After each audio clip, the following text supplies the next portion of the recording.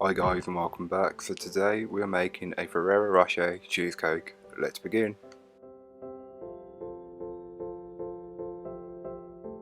Add your melted butter to your biscuit crumbs and mix it until it's all incorporated and well combined.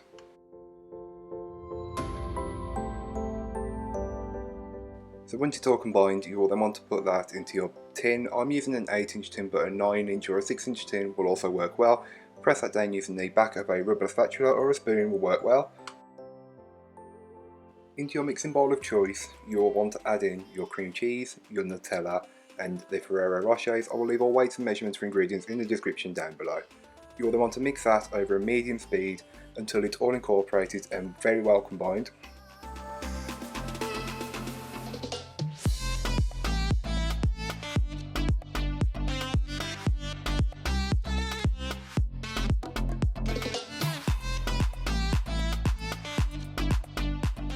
So once you can see these come together, you will then want to scrape down the sides of the bowl to incorporate those bits that have built up the sides of the bowl, and then mix it again just to incorporate those bits.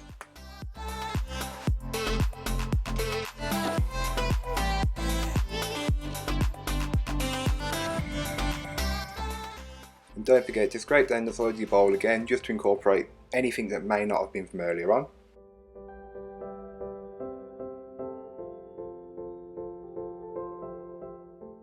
So now you'll want to add all of your double cream and whisk that over a medium to high speed just until the mixture is thickened and can hold its shape.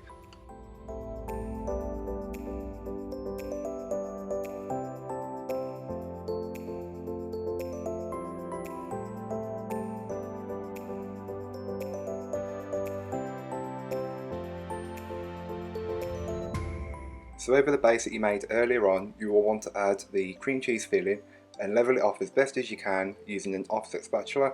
That's what I find, but also a back of a spoon would work well.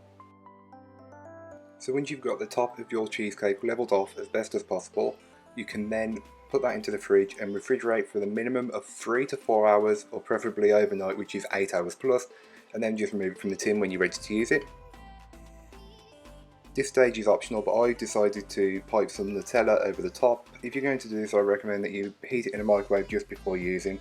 Again, this is optional, but you can also pipe some rosettes of cream on top. I piped 4, then another 4, so there's 8 in total.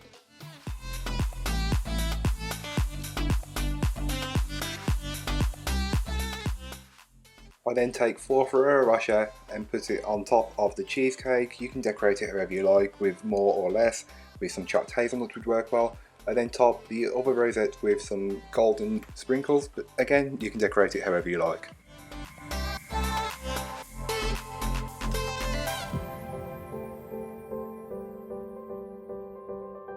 So thank you for watching. If you enjoyed this cheesecake, why don't you share it with your friends and family, co-workers, whoever you like, and let them know how to make it, or make it for them as a surprise.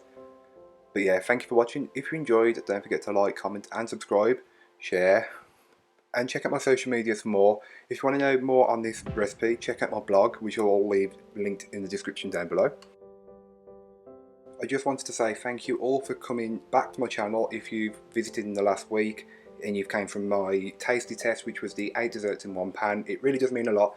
So I hope you enjoyed, and if you have any suggestions on what I should make in the future, whether it's your own suggestion or a taste video, leave it in the comments down below, or message me on one of my social medias and we can talk there. Bye guys.